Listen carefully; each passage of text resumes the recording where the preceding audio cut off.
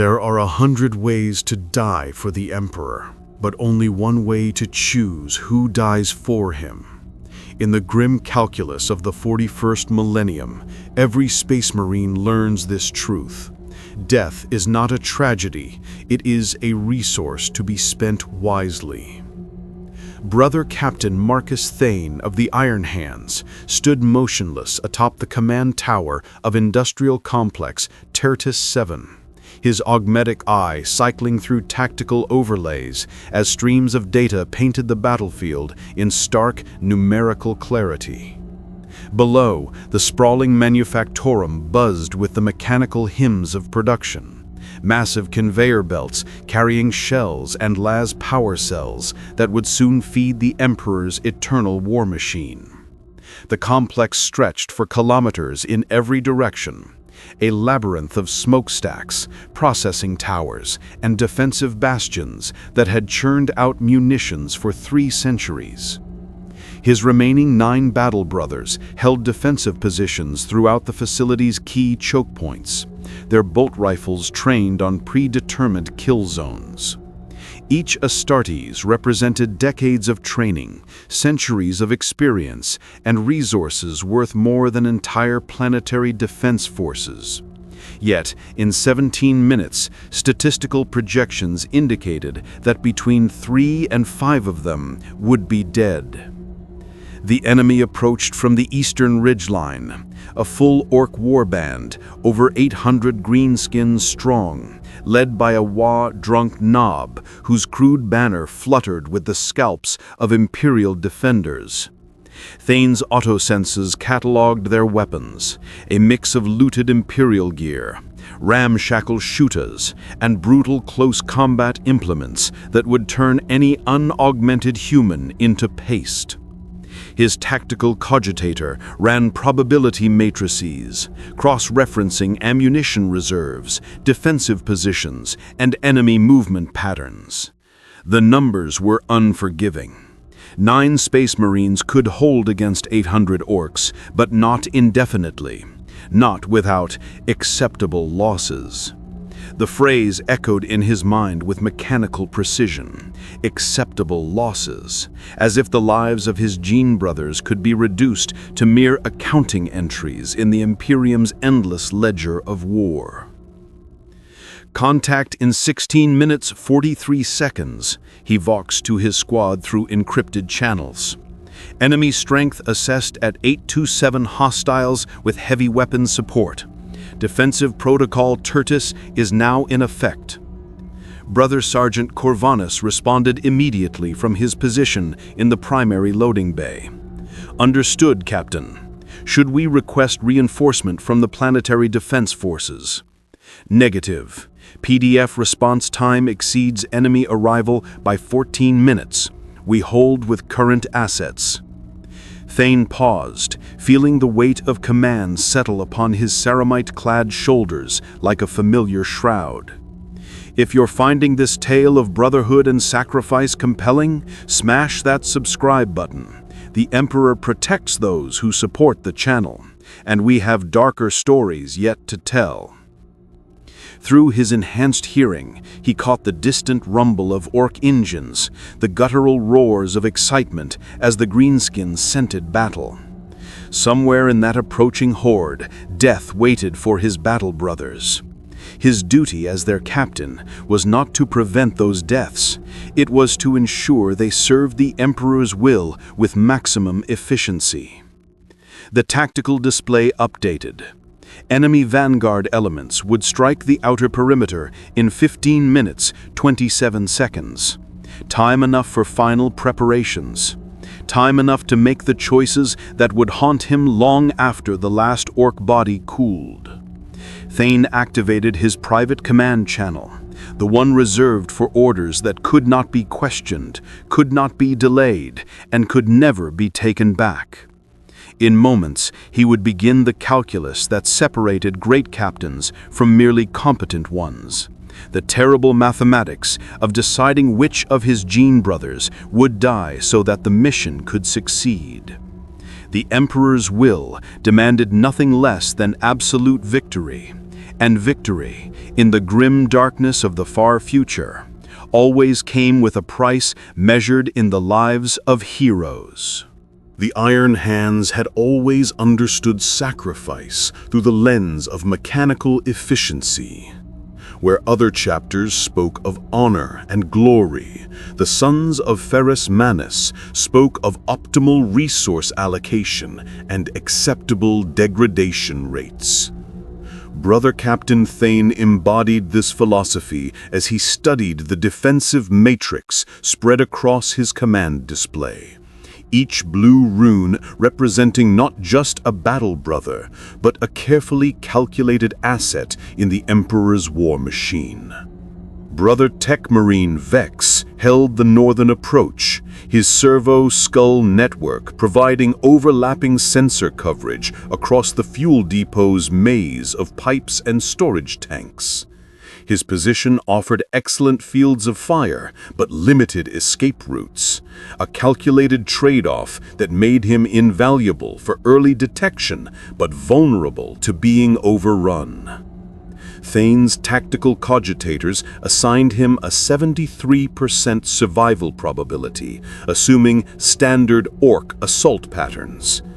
In the eastern gatehouse, brothers Mordian and Keros had positioned themselves behind reinforced ceramite barriers, their heavy bolter teams ready to unleash the Emperor's wrath upon the green-skin tide.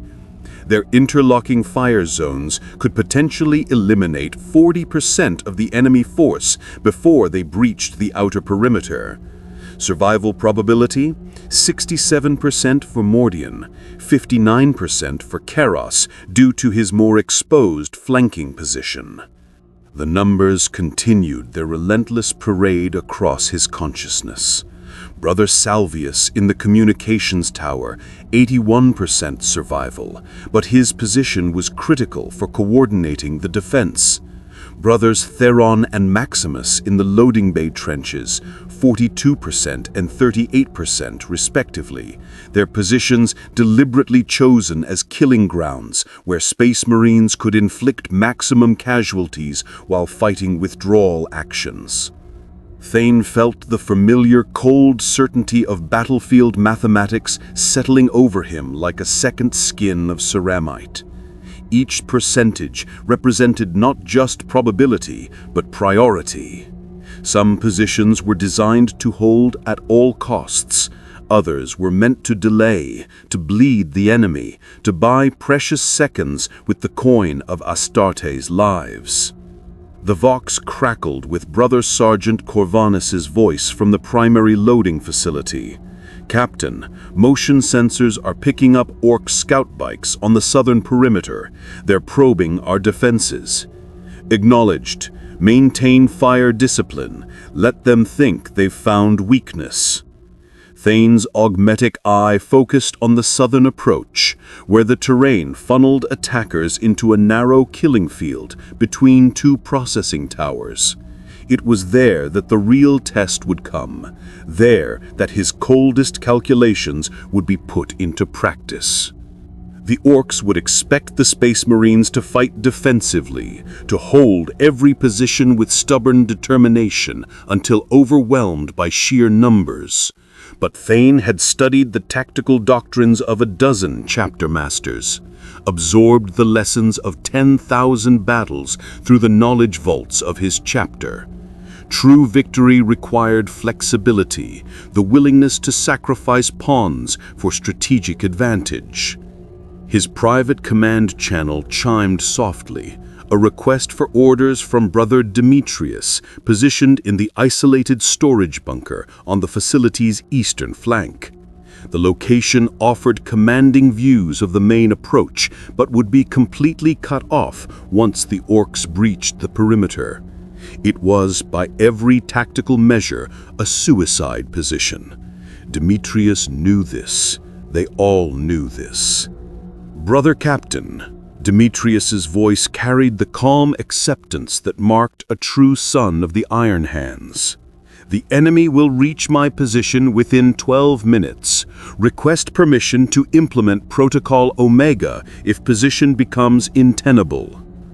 Protocol Omega, the tactical designation for a fighting withdrawal that would almost certainly result in the defender's death, but would maximize enemy casualties through overlapping fire zones and prepared demolition charges. It was the kind of order that separated Space Marine captains from mere battlefield commanders. The ability to look a battle brother in the eye and tell him to die for the greater good. Thane's tactical display updated again. The main Ork force was accelerating, their crude vehicles kicking up clouds of dust as they raced toward the manufactorium. In 11 minutes and 43 seconds, the killing would begin in earnest. And somewhere in those approaching minutes, he would give the orders that would send his Gene brothers to their deaths, not in glorious last stands or heroic charges, but in the cold, calculated logic of acceptable losses. The Emperor's will demanded victory. Victory demanded sacrifice, and sacrifice, as every Space Marine captain learned, demanded the terrible wisdom to choose who would pay the price. The moment of choice arrived with mechanical precision at T-8 minutes, 37 seconds. Through his enhanced senses, Brother Captain Thane could hear the growing thunder of Ork engines, smell the acrid stench of their crude fuel, and feel the vibrations of 800 alien feet drumming against the manufactorum's outer approaches. His tactical cogitators had finished their calculations, and the results painted a brutal picture across his augmatic display. 3 names glowed in amber warning runes: brothers Demetrius, Kyros, and Maximus. The mathematics were unforgiving. Their positions, while tactically sound for inflicting maximum enemy casualties, offered the lowest survival probabilities. More critically, their calculated deaths would create specific tactical advantages that could ensure the mission's success. It was the kind of cold logic that the Iron Hands had perfected over 10 millennia of warfare, where sentiment was weakness and efficiency was the highest virtue. Brother Demetrius held the isolated eastern bunker, his position perfectly situated to channel the Ork advance into overlapping kill zones. His death, for the calculations confirmed it would be death, not mere wounding, would come after eliminating an estimated 123 enemies. The loss of his position would force the Orks into a predictable flanking maneuver, directly into Brother Tech Marine Vex's prepared fire zones.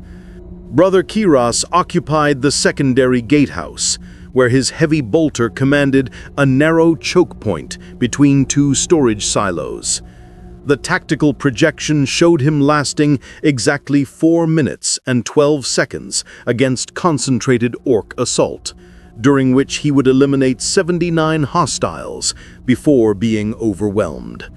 His death would signal brothers Mordian and Theron to execute a coordinated withdrawal to secondary positions, a maneuver that required precise timing to avoid encirclement.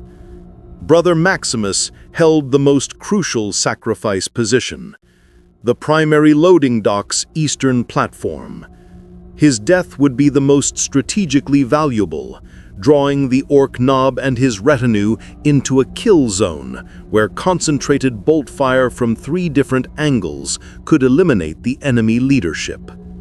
Without their wad-drunk leader, the remaining greenskins would lose cohesion, becoming manageable targets for the surviving Astartes. Thane opened his private command channel, the encrypted frequency that would carry orders no Space Marine could question or debate. Each of these warriors had served with distinction for decades. Kyros had single-handedly held the Crimson Gate during the Tyrannid incursion on Miletica. Maximus bore the Iron Skull for his actions during the Chaos Uprising on Forge World Lucius. Demetrius had been recommended to promotion to sergeant 3 times, each time requesting to remain with his current squad. Now their service records would end with calculated martyrdom.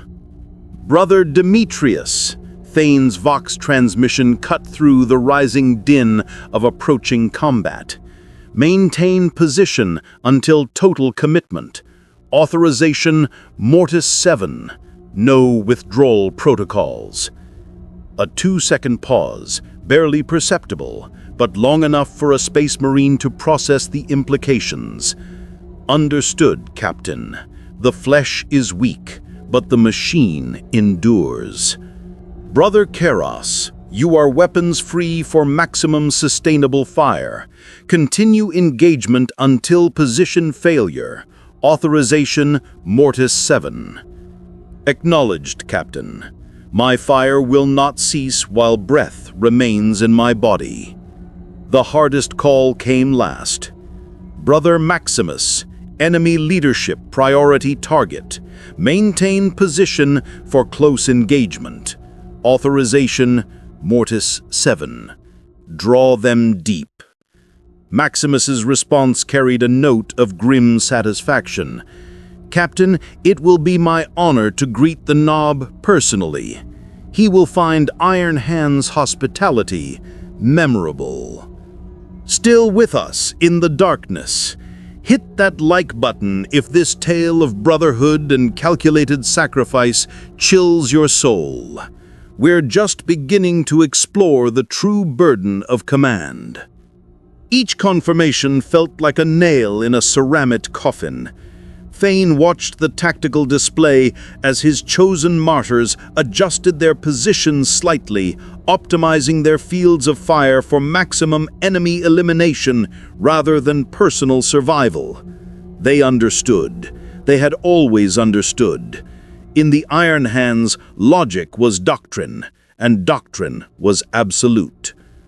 The Ork vanguard crested the eastern ridge, a crude wave of rust-colored metal and alien flesh surging toward the Manufactorum.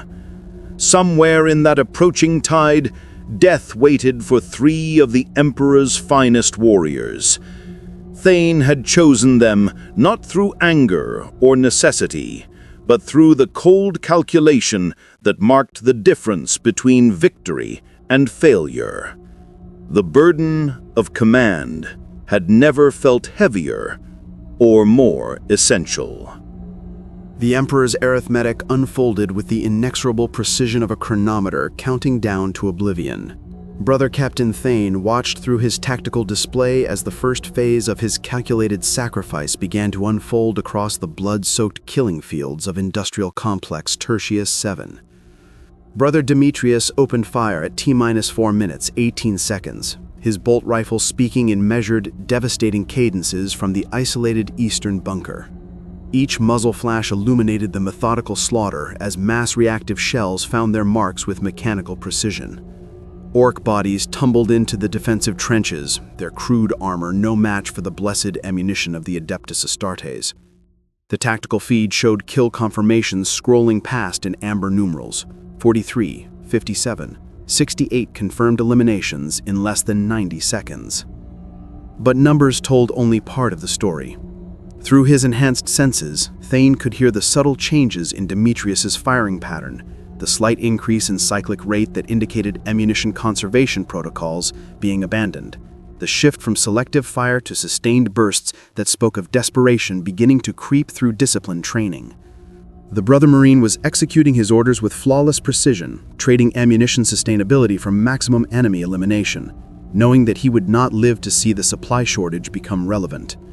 "Eastern bunker reporting," Demetrius's voice crackled over the Vox, steady despite the crescendo of alien roars and weapons fire surrounding his position. 79 confirmed kills, enemy concentration increasing, heavy weapons moving to flanking positions. Thane's augmetic eye tracked the Ork movement patterns, watching as crude but effective tactics began to emerge from their initial bloodlust. The Greenskins were learning, adapting to the killing field that Demetrius had created. Soon they would bring their heavy weapons to bear, and the eastern bunker would become a tomb of ceramite and ceramite-clad bone. On the northern approach, Brother Tech Marine Vex had begun his own deadly symphony, servo-skull networks guiding his targeting solutions as he eliminated Ork flankers with surgical precision. His survival probability remained high, exactly as planned. The calculation required that some survive to exploit the tactical opportunities that others would create through their deaths.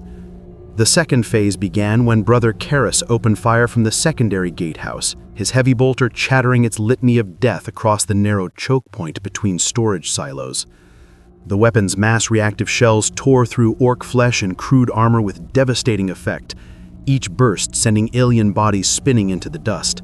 But the choke point was also a trap, one that Karis had volunteered to spring with his own life as the trigger.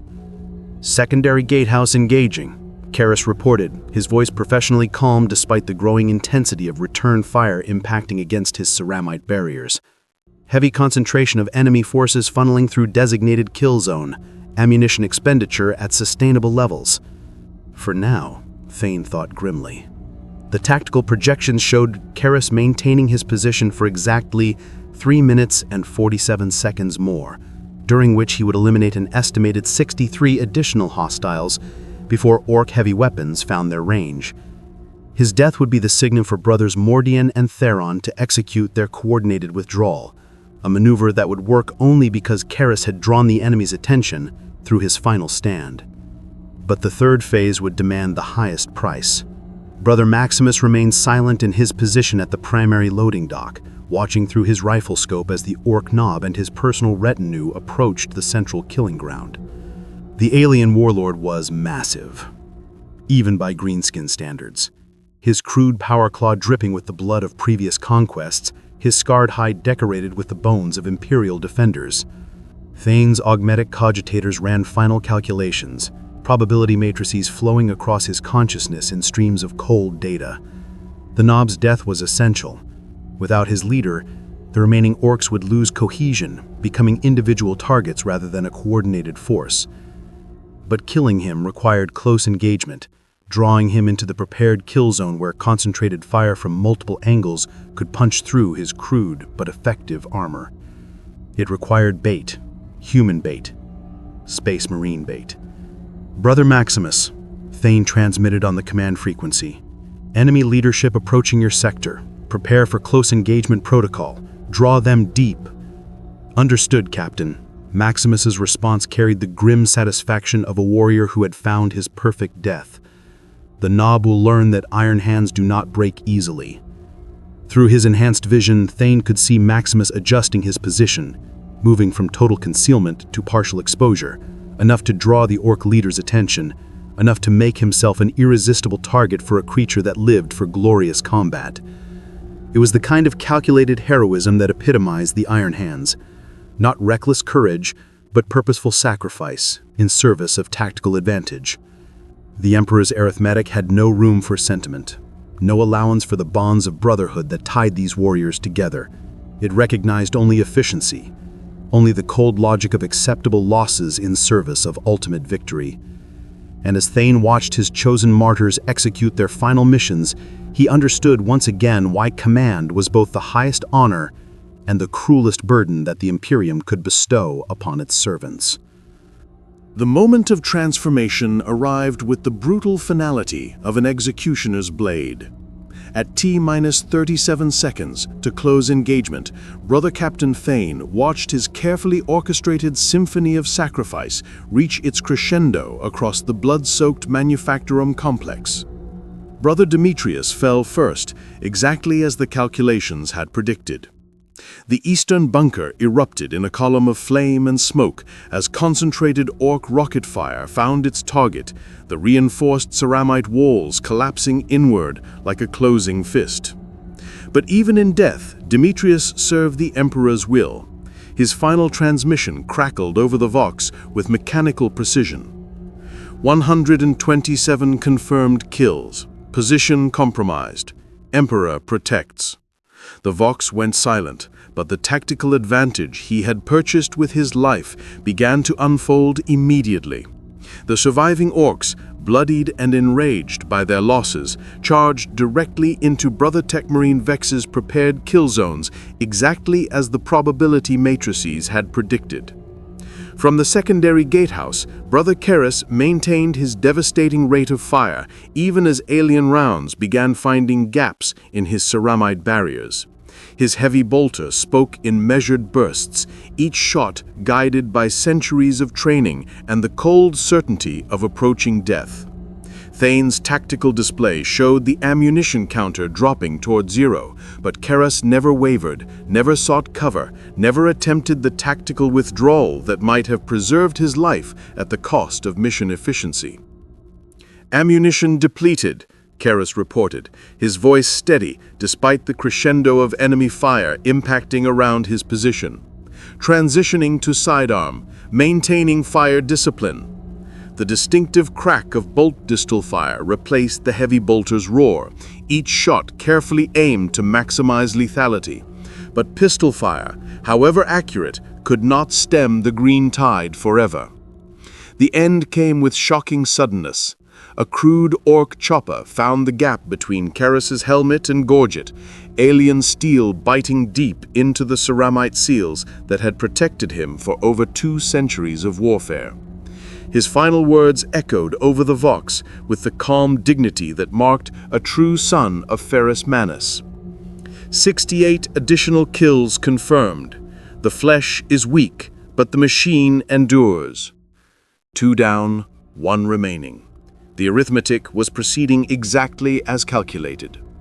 Brother Maximus had become the perfect bait, his partially exposed position drawing the Ork Nob and his retinue across the primary loading dock's killing field like iron filings to a magnet.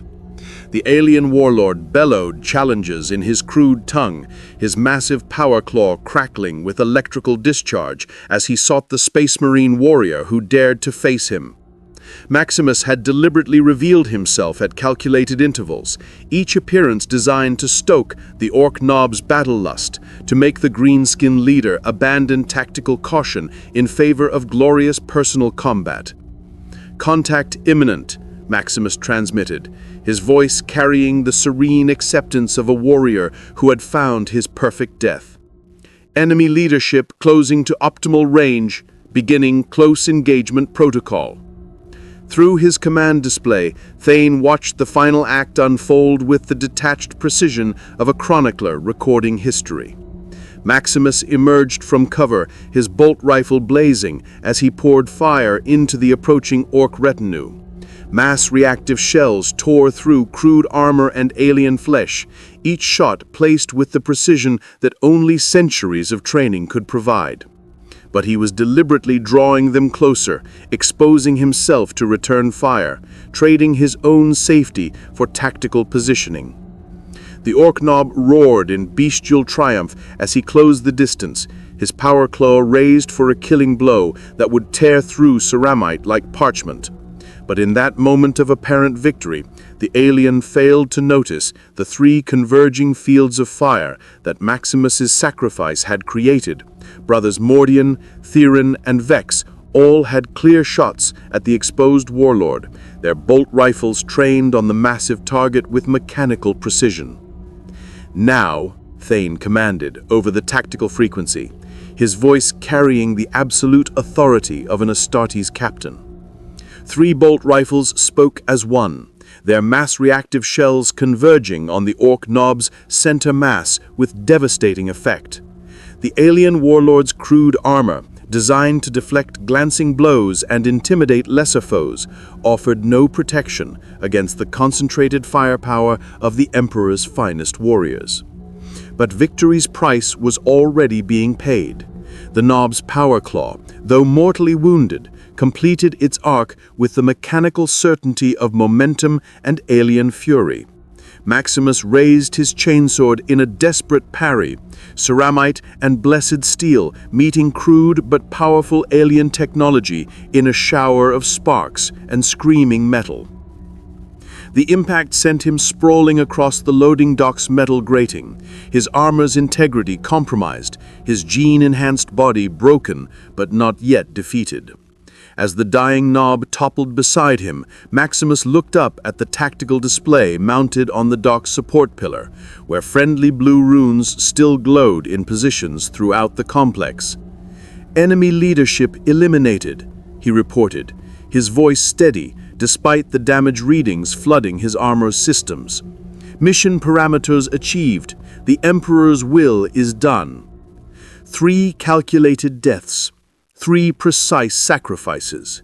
3 brothers who had died not in glory or desperation, but in service to the cold mathematics that governed warfare in the first 41st millennium. And as the remaining Orks fell into disarray without their leader, Brother Captain Thane understood once again the terrible burden of those who must choose who lives and who dies in the Emperor's name. Victory tasted like blood and betrayal in Brother Captain Thane's mouth as he surveyed the killing fields of Industrial Complex Tertius 7. The Ork warband lay scattered across the Manufactorum's approaches, their crude bodies testament to the devastating effectiveness of calculated sacrifice and tactical precision. 800 greenskins had charged the complex in search of glorious battle. Less than 50 had survived to flee back toward the eastern ridgelines, their crude spirits broken by the loss of their drunk leader and the methodical slaughter that had followed. The numbers told the story with mechanical precision. 312 confirmed enemy kills achieved through coordinated small unit tactics. 3 battle brothers lost. 6 survivors, their gene-enhanced bodies bearing the scars of close combat, but their spirits intact. By any Imperial tactical assessment, the engagement had been a resounding success, exactly the kind of efficient victory that the Iron Hands prized above all else. Yet as Thane descended from the command tower to walk among the aftermath, the weight of command pressed upon him like a shroud of ceramite and guilt. Each step took him past the positions where his brothers had made their final stands, where careful calculations had transformed loyal warriors into expendable assets in the Emperor's endless war. The eastern bunker was little more than rubble now, chunks of reinforced ceramite scattered across the defensive perimeter like broken teeth. Somewhere beneath that debris lay Brother Demetrius, his gene-enhanced body finally at rest after 2 centuries of faithful service. Thane's augmetic eye automatically catalogued the tactical advantages that death had purchased. Enemy flanking maneuvers disrupted, kill zones optimally utilized, acceptable ammunition expenditure maintained throughout the engagement. At the secondary gatehouse, Brother Karras had died exactly as the probability matrices had predicted. His body slumped over the heavy bolter that had served as both weapon and funeral pyre. The choke point he had held was choked with Ork corpses, alien blood pooling in the spaces between metal grating. His sacrifice had enabled the coordinated withdrawal that saved Brothers Mordian and Theron, their survival essential to the tactical equation that governed the battle's outcome. But it was at the primary loading dock that the true cost of victory became clear. Brother Maximus lay beside the Ork Nob's massive corpse, his ceramite armor cracked and bloodied, but his eyes still burning with the fierce determination that had marked him as officer material. The power claw that had ended his life remained embedded in his chest. Alien technology and Imperial ceramite fused together in a grotesque monument to the violence that defined their existence. "Captain," Maximus whispered as Thane knelt beside him, his voice barely audible through damaged Vox systems. Did the calculation prove correct?" Thane felt something cold and bitter rise in his throat, an emotion that had no place in the logical framework that governed Iron Hand's tactical doctrine. "Yes, brother. The mission parameters were achieved within acceptable loss margins." "Good." Maximus coughed, gene-enhanced blood spattering the inside of his helmet's faceplate. The flesh is weak, but the machine endures. The traditional Iron Hand's benediction carried new weight in the silence that followed. Each word a reminder of the philosophical framework that had guided Thane's decisions. Emotion was weakness. Sentiment was inefficiency. The greater good demanded sacrifices that mere mortals could never understand or accept. But his brother Maximus's breathing slowed and finally ceased. Thane found himself questioning the arithmetic that had governed his choices. Had those deaths been truly necessary or simply convenient? Had he chosen the optimal solution or merely the most emotionally distant one? The questions gnawed at him with the persistence of combat fatigue, refusing to yield to logical analysis or tactical justification.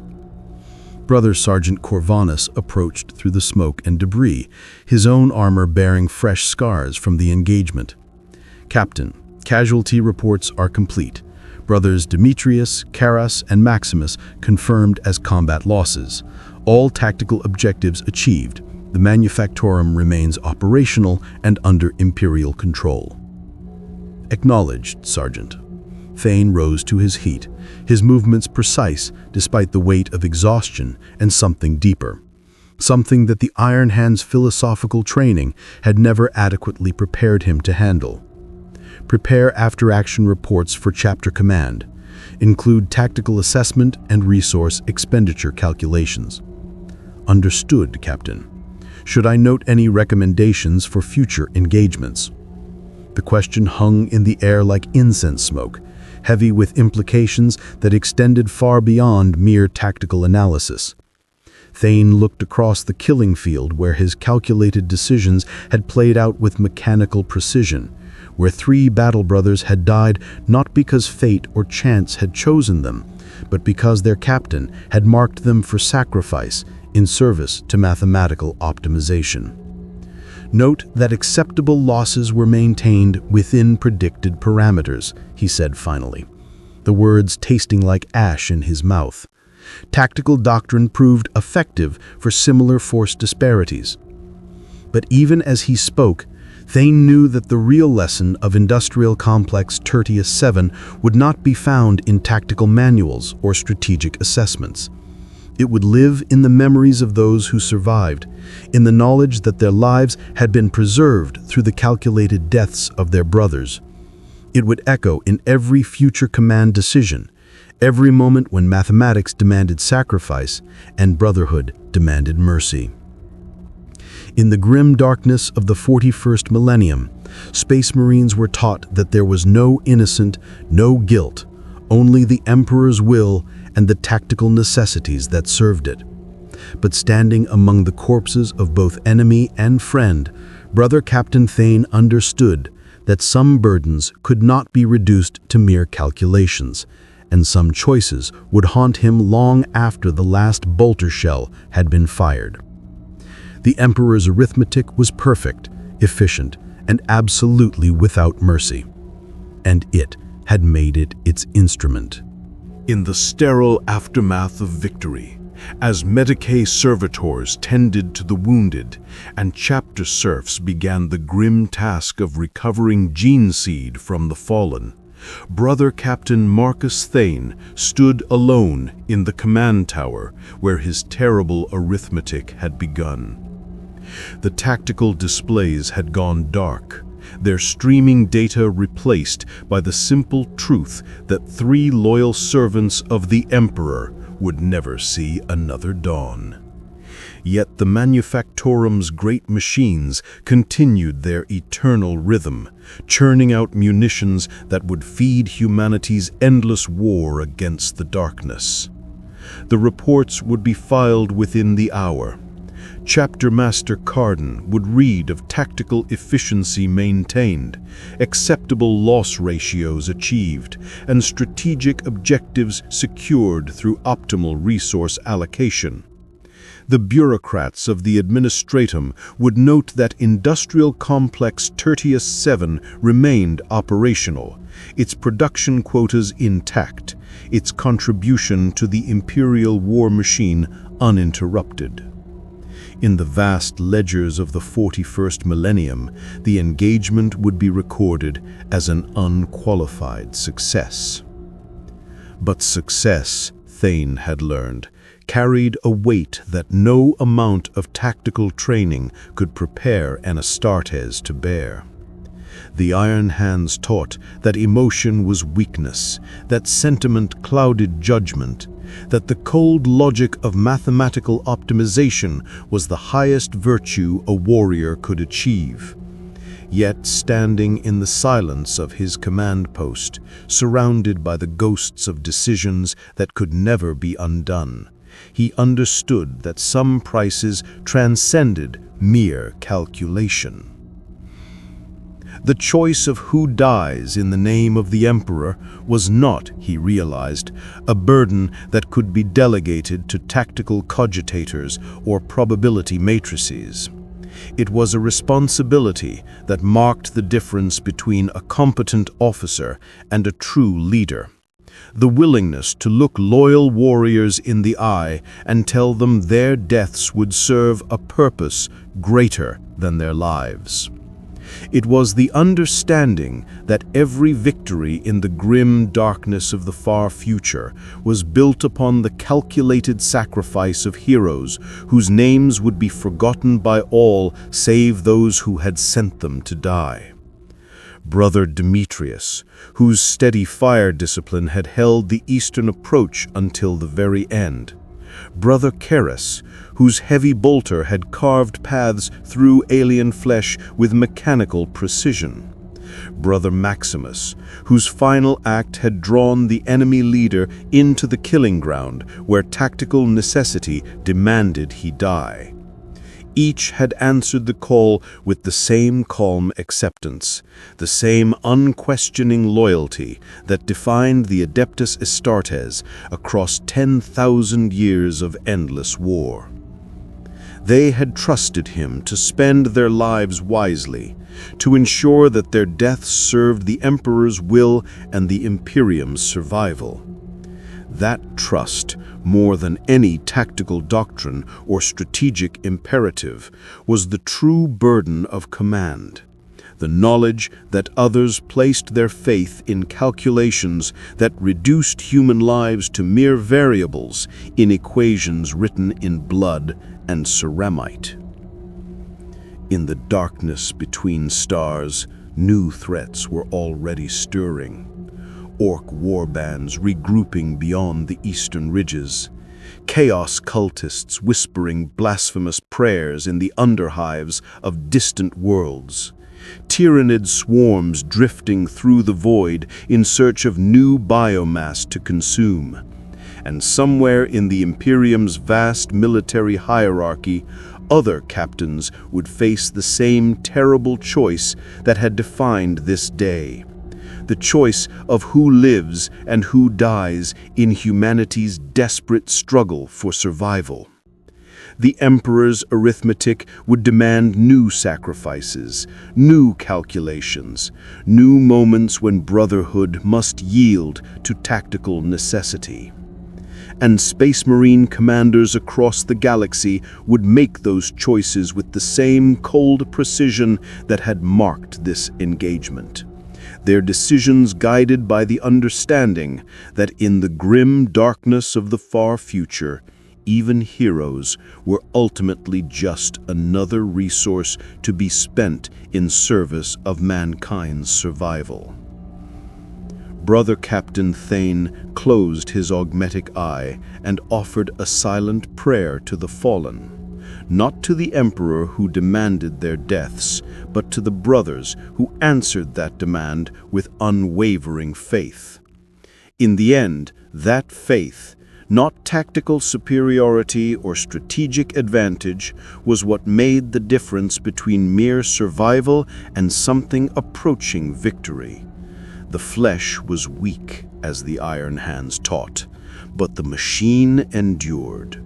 And in its endurance, the terrible burden of choice continued, as it had for 10 millennia. as it would until the stars themselves died and the Emperor's eternal war finally came to an end.